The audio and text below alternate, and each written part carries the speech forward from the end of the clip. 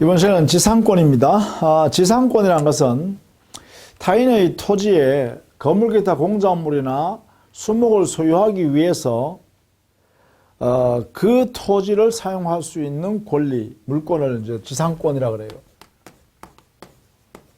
지상권. 타인의 토지 위에 건물 기타 공작물이나 수목을 소유하려고 그 타인의 토지를 사용하는 물권, 이것을 지상권이라고 그래요. 그래서 지상권의 대상은 타인의 토지를 대상으로 하죠. 그렇죠? 여기를 지배하는 거예요. 사용하는 것이죠. 지배해서, 그죠? 이러한 지상권의 취득은 토지 소유자하고 지상권을 취득하려는 사람하고 합의해서 지상권 설정 계약을 하고, 그렇죠? 지상권 설정 계약을 이렇게 체결해요. 그러면 지상권 등기하겠죠? 지상권 설정 등기를 해야 됩니다. 이렇게 설정하는 등기. 이렇게 하면 드디어 지상권이 성립하죠. 성립하고 발생하고 취득합니다. 지상권자가. 이게 이제 기본적인 모습입니다. 물론 지상권자가 사망함으로써 지상권이 상속될 수 있죠. 이때는 등기를 요하지 않겠죠. 이때 지상권 설정 계약의 당사자는 누굴까요? 토지 소유자인 지상권 설정자하고 그 다음에 지상권자가 당사자가 됩니다. 당사자. 여기에서요, 지상권 내용으로 가면, 지상권은 존속기간에 관해서요, 최단기가 강조됩니다. 30년, 15년, 5년 이상이어야 돼요, 이렇게. 경관, 건물, 기타, 공작물일 때는 30년, 또 수목 이상, 수목일 때는 30년 이상이어야 되고요. 보통의 건물일 때는 15년, 보통의 공작물일 때는 5년, 이렇게 되어 있죠. 그래서 이 기간의 제한을 받습니다. 이거보다 짧으면 이걸로 간주해요. 또 아무런 약정을 하지 않으면, 존속계약 약정이 없으면 이걸로 간주해요. 그래서 이거보다는 길게 약정을 해야 된다. 뭐 이런 이야기죠. 자, 그 다음에 지상권자는 지상권을 취득하게 되면 지상권자는 자유롭게 지상권자 당의 토지를 사용할 수 있는 권리를 가지고 있고요. 또 지상권 자체를 처분할 수 있죠. 즉 양도도 할 수 있고 저당권 설정해서 돈을 빌려 쓸 수도 있고, 그렇죠. 당의 토지를 임대할 수도 있습니다. 임대차 존속기간 동안 이런 행위를 자유롭게 할 수 있죠. 처분의 자유. 이걸 제한하면 무효예요. 우리 법에는요. 자, 이런 것이 지상권의 기본적인 내용이 되겠죠. 자, 그 다음에 지료에 관한 이야기를 좀 볼까요?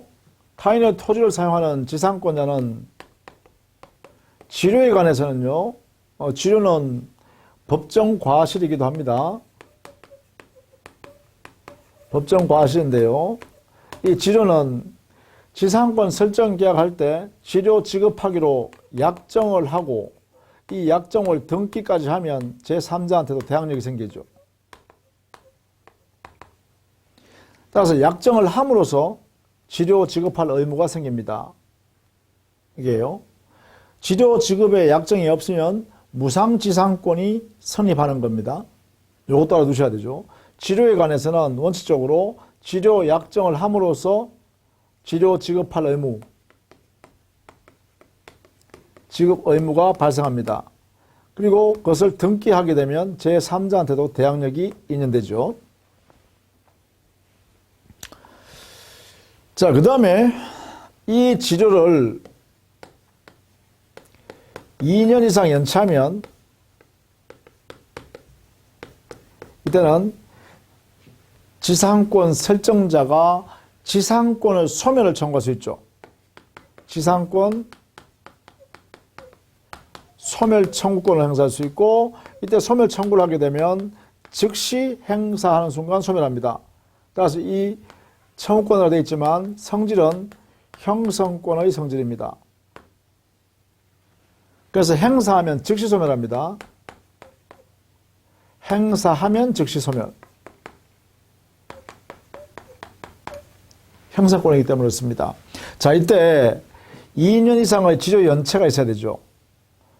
이 2년 이상이란 것은 연거푸 2년이다 이런 뜻이 아니고요. 연속하여 2년이다 이런 뜻이 아닙니다. 이것은 연체된 지조 총액을 합산해 보니까 총액이 2년분 이상에 해당된다라는 뜻입니다. 이게요. 2년 이상이라는 의미 꼭 알아두셔야겠죠. 연체된 지조 총액이 2년분 이상에 해당되면 여기에 해당된다는 것이에요. 그리고 당의 그 지상권의 대상인 토지가 양도되었을 때, 자, 지상권자가 양도인인 종전 지상권 설정자한테 1년분 연체했고, 그 다음에 또 연거푸 양수인한테도 1년분 연체해가지고 양도인 양수인의 연체된 총액을 합치니까 2년분이다. 그러면 당의 토지를 양수받은 양수인은 지상권 소멸을 청구할 수 있는가? 안 돼요. 결국은 당의 지상권 대상인 토지를 양수받은 사람이 2년분 이상 지조 연체가 존재할 때 그 양수인이 이 지상권 소멸을 청구할 수 있다 이렇게 되겠죠. 따라서 2년분 이상 요 내용을 꼭 알아두셔야겠습니다. 다만 나중에 보겠습니다만 이 지조에 관한 약정요, 지조 약정이 없더라도 법정지상권이 만들어질 때는 법정지상권자는 당의 토지 소유자한테 지조 지급할 의무가 존재하고, 그것은 당사자끼리 지조 지급, 즉 지조 금액을 정해야 되고 합의로 그 금액을 정해지지 않으면 법원에서 정해서 지조 지급할 금액을 정해줍니다.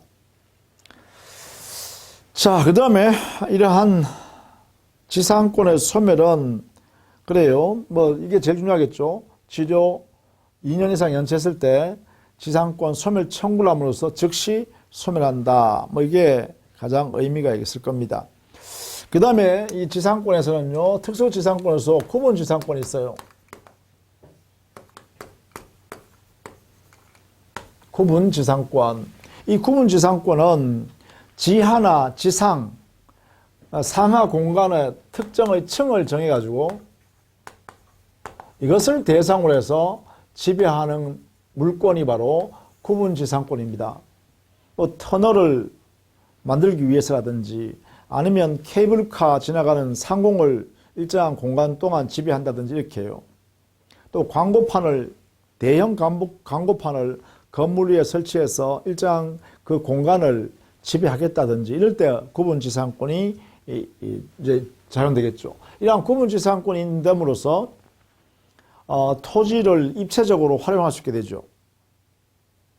상하 공간을 정하니까요.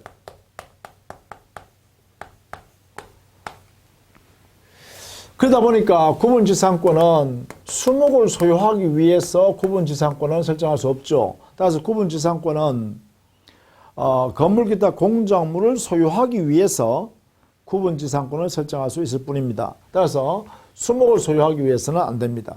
따라서 수목은 제외해야겠죠. 자, 그럼 뭐 그런 내용들을 정리해 두시고, 구분지상권은 특정의 층에 대한 지배권이다. 이렇게 정리를 해 두세요. 자, 그 다음 지역권 볼까요? 자, 이 지역권은 자신의 토지의 편익을 증대시키기 위해서 타인의 토지를 이용하는 물권입니다.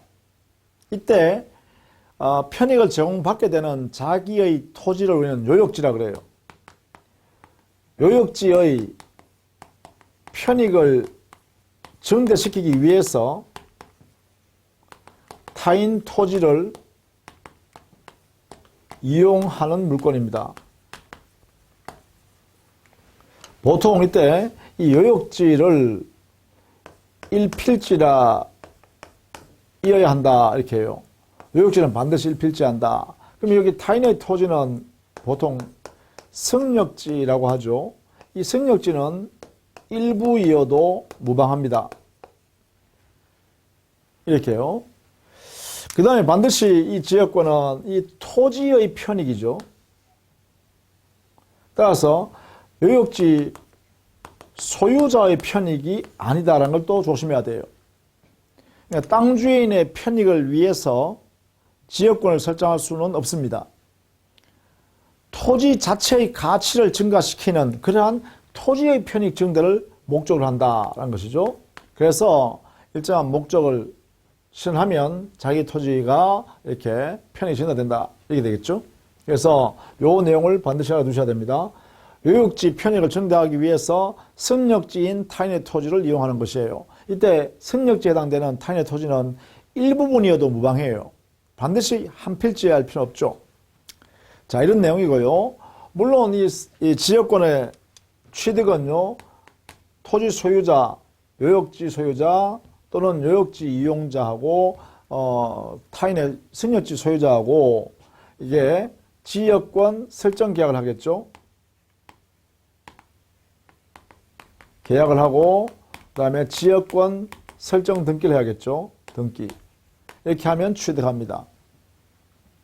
따라서 이것은 당사자 약정에서 만들어지는 용익물권이죠. 다만 이 지역권은요, 산림권과 다르죠. 산림권은 독립된 물권이 아닙니다. 이것은 소유권의 내용이라고 그랬어요. 따라서 이것은 별도로 등기할 수 없죠. 그러나 지역권은 등기를 이렇게 한다 말이죠. 그 다음에 지역권은 용익물권이니까 소멸시효 20년에 걸려요. 그러나 소유권의 내용인 산림권은 소멸시효 걸리지 않죠. 뭐 이러한 내용으로 산림권과 지역권은 다르다라는 것입니다. 물론 지역권을 취득함에 있어서는 법률 규정에 의한 취득도 가능하죠. 지역권자인 요역지 소유자가 사망하면 상속인에게 요역지 소유권과 함께 지역권이 이전되겠죠. 이때는 등기를 요하지 않는다 이렇게 해야겠죠. 그 다음에 지역권은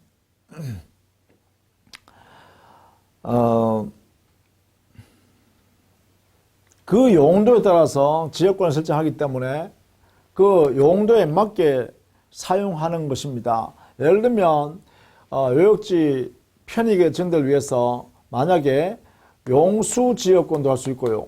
물을 사용하는 거죠. 그 다음에 1조 지역권도 할 수 있고요. 자기의 토지에, 요역지 토지에 충분히 햇빛이 들어올 수 있도록 타인의 토지를 이용하는 것이죠. 또 통행지역권도 있을 수 있죠. 자기 토지의 통행로를 확보하기 위해서 지역권을 설정해서 타인의 토지를 통행로로 사용하는 거죠. 이런 등등의 목적을 통해서 지역권을 행사하면 되겠죠. 이런 것들을 내용을 합니다. 물론 이 지역권은요, 요역지와 함께 붙어서 이렇게 존재하죠. 부종성이 있습니다. 그리고 요역지가 양도되면 지역권도 함께 양도돼야 되는 수반성이 있죠. 그리고 요역지가 공유자가 가지고 있었다. 요역지 소유권을. 그러면 요역지 공유자 중에 어느 한 사람이 지역권을 취득하면 다 취득해 버리죠. 나머지 공유자들도 함께 취득합니다. 그래서 우리는 지역권의 불가분성이 있다 이렇게 하고요. 자, 이 요역지 소유자가 승역지를 이용하잖아요. 그렇죠?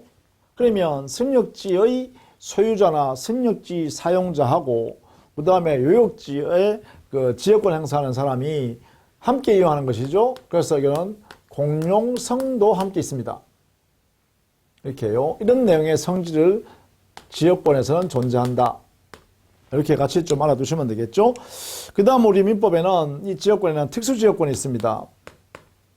우리 민법에 특수지역권이라는 규정을 만들어 놨죠. 이게 302조에 있습니다. 어느 지역 주민이 타인의 토지로부터 일정한 이익을 취득할 수 있는 권리를 함께 보유하는 경우에 이때 우리는 이것을 특수지역권이라고 그래요. 어느 지역 주민 전체가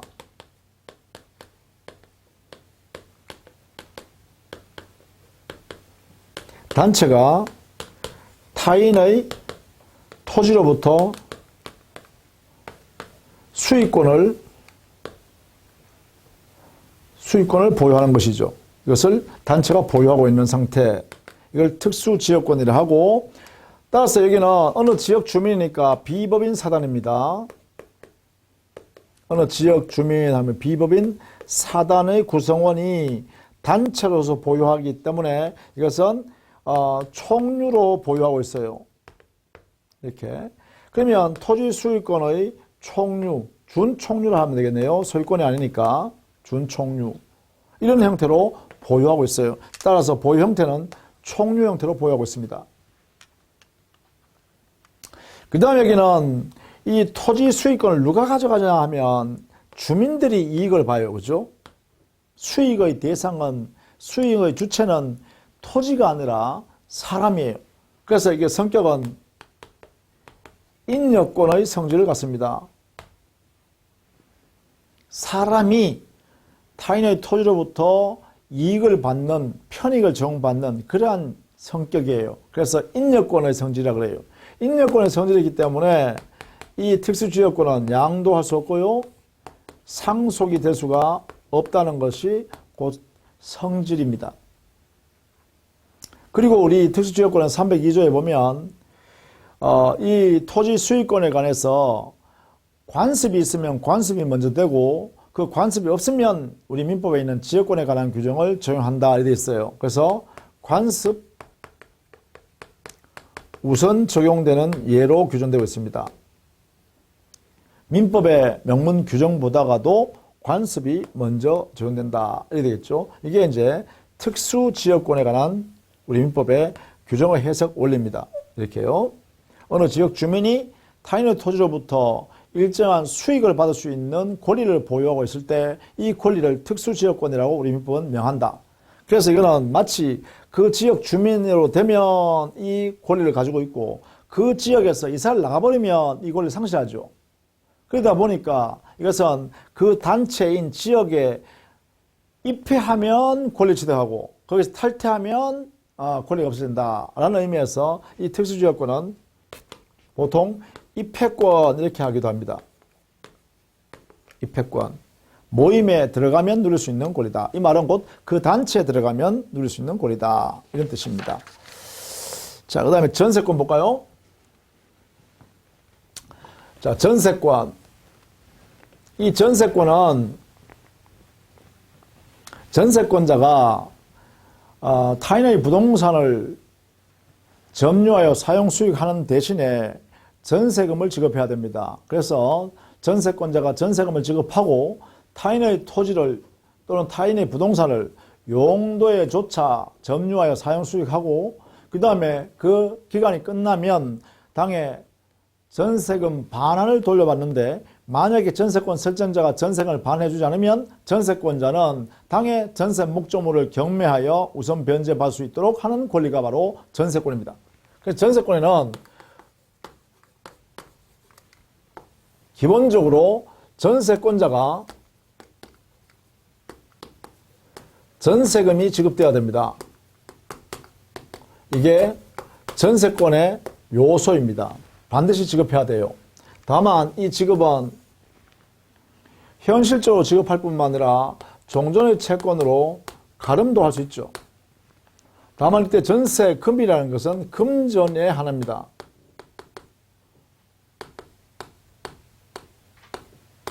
이렇게요. 그 다음에 이 전세권자는 당해 부동산, 타인의 부동산을 용도에 조차 점유하여 사용하고 수익할 수 있는 물건이죠. 자, 이 말에서 이제 바로 용익물권성이 나온다. 이렇게 표현하죠. 이게 바로 용익물권의 성질이다. 이렇게 되겠죠. 그 다음에 이 전세금은요, 나중에 전세권이 소멸되면 전세금 반환을 받는데 이때 전세금 반환에 관하여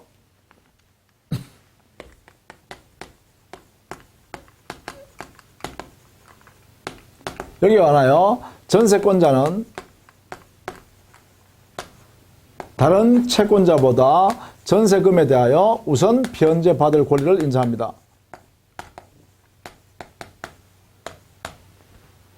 이 부분은 바로 담보물권성의 성질을 표현하고 있죠. 피담보 채권으로서의 전세금 반환 채권, 만약에 전세금 반환 채권을 전세권 설정자가 이행하지 않으면 당해 목적물을 경매 처분해서 우선 변제받을 수 있다. 이렇게 했으니까 이 우선 변제를 실행하기 위해서 경매권이 있는 데죠. 이렇게요. 이것은 바로 담보물권성을 의미한다. 이렇게 보실 수 있겠죠. 그죠? 담보물권성. 그래서 전세권의 기본 성격은 용익물권과 담보물권이 함께 존재한다. 이런 성격입니다. 물론 전세권의 취득은 기본적으로 전세권 설정 계약을 하고 전세권 등기를 하면 전세권이 발생하죠. 물론 전세권 취득하고 있는 사람이 사망하면 상속에서 전세권을 취득하는 경우도 허용됩니다. 당연하죠. 자, 이때 전세권의 내용 볼까요? 전세권의 내용. 전세권 내용은 당해 목적물을 점유하여 용도에 조차 사용 수익하는 용익물권이죠. 사용 수익권이 있습니다. 그죠? 용도에 따라 사용 수익할 수 있는 권능으로서의 물권입니다. 이것을 위반하면 안 되죠. 용도에 조차 사용 수익해야 되죠. 그 다음 두 번째는요. 전세권자는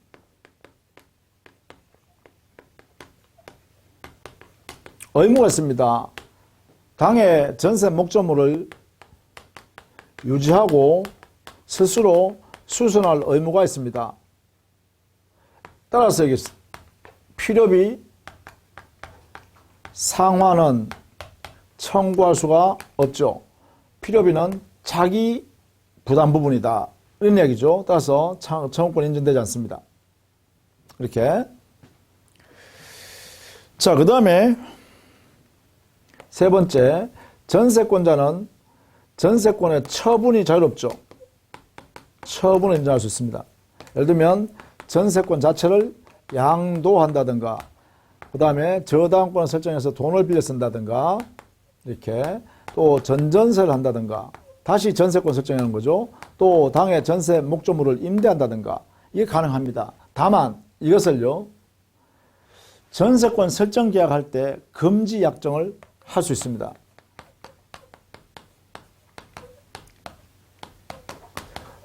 이 금지 약정은 유효입니다.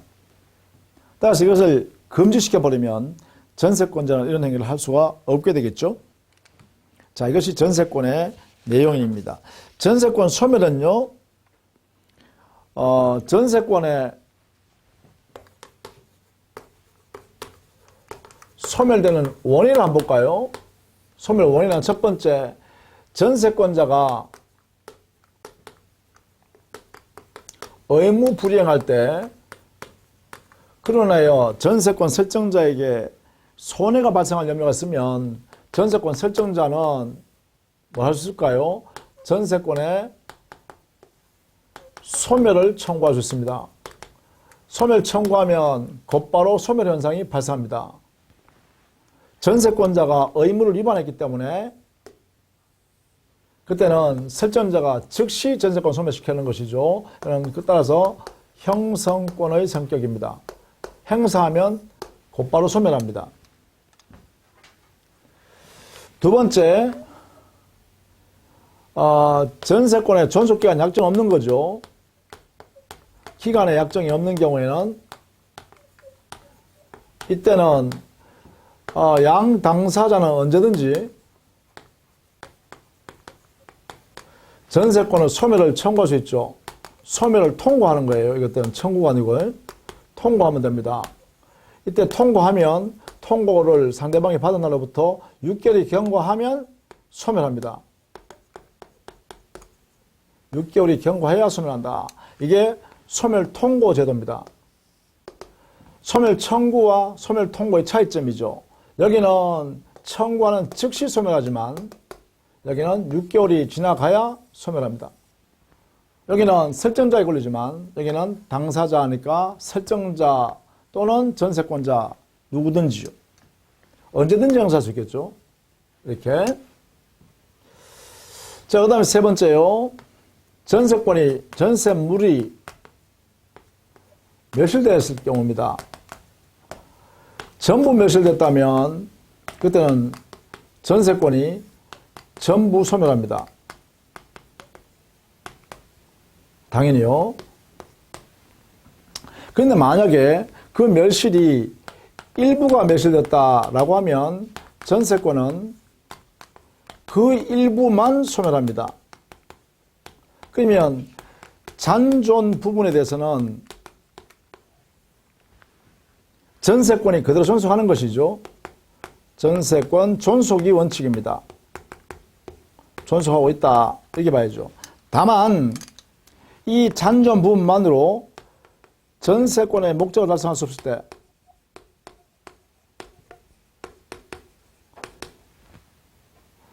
전세권의 목적을 할 수 없다면 이때는 전세권자는 전세권 설정자한테 지체 없이 전세권의 소멸을 통고하고 전세금 반환을 청구할 수 있습니다. 자, 이때 이 전세권의 소멸 통고는 해석을 청구로 해석합니다. 이렇게 해서 곧바로 즉시 소멸하는 걸로 인정하죠. 청구로 해석하기 때문에 그렇습니다. 이렇게. 자, 이것이 이제 전세권의 소멸. 자, 이렇게 소멸되면 네 번째요. 전세권 설정자와 전세권자 사이에는 동시이행 의무가 존재합니다. 동시이행 관계가 있습니다. 그게 뭐냐면 설정자는 전세권자한테 전세금을 반환할 의무가 있고 전세권자는 설정자한테 돌려줘야 될 게 전세물을 반환하고 그 다음에 전세권 등기 말소에 필요한 서류 이것을 함께 제공해야 되겠죠. 서로 이렇게 돌려주고 돌려받는 관계가 동시에 이루어져야 합니다. 동시이행관계입니다. 동시이행관계.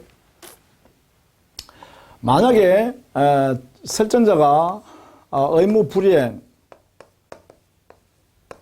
이럴 때는 여기에 대해서요. 전세권자는 전세권을 경매를 행사할 수 있겠죠. 경매를 한 다음에 우선 변제를 받아갈 수 있다. 이 되겠죠? 자, 만약에 전세권이 전세 목적물이 건물 일부일 때요. 일부가 목적물일 때 이때는 경매권 행사는 그 일부에 대해서만 해야 되고요. 일부일 때 우선 변제권은 그 부동산 전부에 대해서 우선 변제권을 행사할 수 있다. 이렇게 되죠. 자, 요 내용을 반드시 알아두시면 되겠죠. 이런 정도로 정리하시면 되겠습니다. 물론 전세권이 소멸됐을 때 전세권자가 그동안 점유하여 사용하는 중에 비용을 투입하여 당의 전세 목적물의 가치가 증가되어 이익이 계량되었다라고 하면 이때는 전세권자는 전세권 설정자한테 별도로 뭘 행사할 수 있을까요? 바로 유입비 상환을 청구할 수 있겠죠. 상환 청구권이 인정됩니다. 그러나 필요비 상환 청구는 안 된다 했습니다. 필요비 상환 청구는 인정할 수 없습니다. 그 이유는 뭐냐면 전세권자가 당의 부동산을 유지수선할 의무가 있기 때문에 그렇죠. 자, 이렇게 해서요. 전세권에 관한 내용까지 전부 마무리했습니다. 자, 다음 시간에는 담보물권에 대한 내용으로서 유치권과 저당권을 중심으로 정리합니다. 질권은 동산을 기본으로 하는 담보물건이기 때문에 우리 시험 범위의 대상이 아니죠. 그래서 유치권과 저당권에 관한 담보물건을 정리하도록 하겠습니다. 자, 수고 많으셨습니다.